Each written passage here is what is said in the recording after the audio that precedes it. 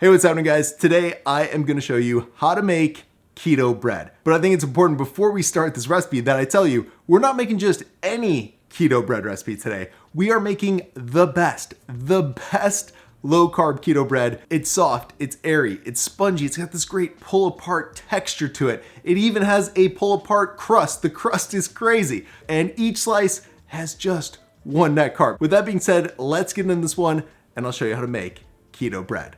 The best keto bread. All right, so for our keto bread, we're gonna preheat our oven to 325 degrees. And while our oven is preheating, we're gonna get out a large bowl and our food scale, and we're gonna start adding our dry ingredients to the bowl. So the first ingredient we're gonna add to the bowl for our keto bread is gonna be 1¼ cups or 125 grams of superfine almond flour. And once we've added all of the almond flour to the bowl, the next ingredient we're gonna add is gonna be some unflavored whey protein powder. Today I'm going with my personal favorite, which is Isopure's unflavored whey protein. It's 0 carbs, it bakes amazing, and if you wanna pick some up, there's a link to grab some in the video description below. However, if you don't wanna add protein powder, you can add coconut flour as a replacement for it, but you'll wanna add half as much as I'm adding to the bowl today.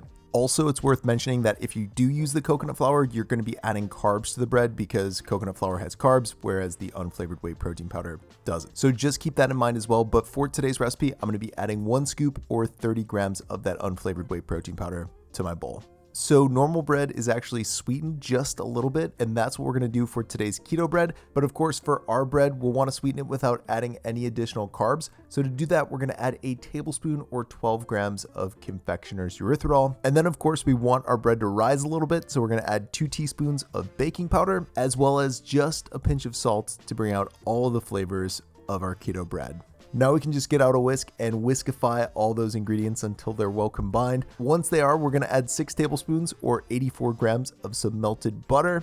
And then we're just gonna mix everything until a crumbly consistency starts to form in the bowl. So once that happens, we're gonna set that bowl aside and we're gonna take out an even larger bowl and start working on the next step of our keto bread, which is the most important step, and that is getting our egg whites together. So like I said, this is the most important step of our keto bread, and for today's recipe, we're gonna be adding 12 egg whites to our bowl, and we're gonna be whipping these egg whites until thick peaks form. So you wanna be meticulous in separating the yolks from the whites, because if even just the tiniest bit of yolk gets in the bowl, it'll make it extremely difficult, if not impossible, to get the whites thick enough for your bread. So now that we've meticulously separated the egg whites from the egg yolks, we're gonna add a 1/4 teaspoon of cream of tartar just to help us whip these a little bit easier. And then we're gonna get out our hand mixer and beat these egg whites until thick peaks form in the bowl.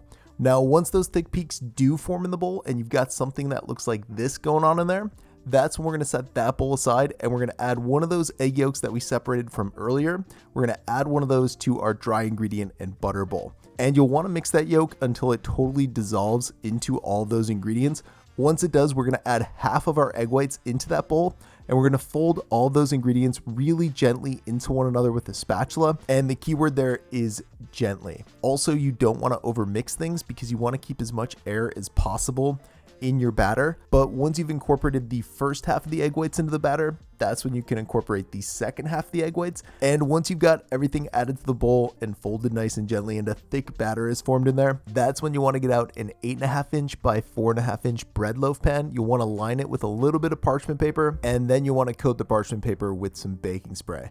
Once you've added the baking spray, that's when you can add the batter for your bread. And if you want a nice round shape to the top of your loaf, the best thing you can do is work some of the batter from the sides of the pan to the middle of the pan. So once our batter is all set in the pan, that's when we're gonna bake our bread for 40 to 45 minutes.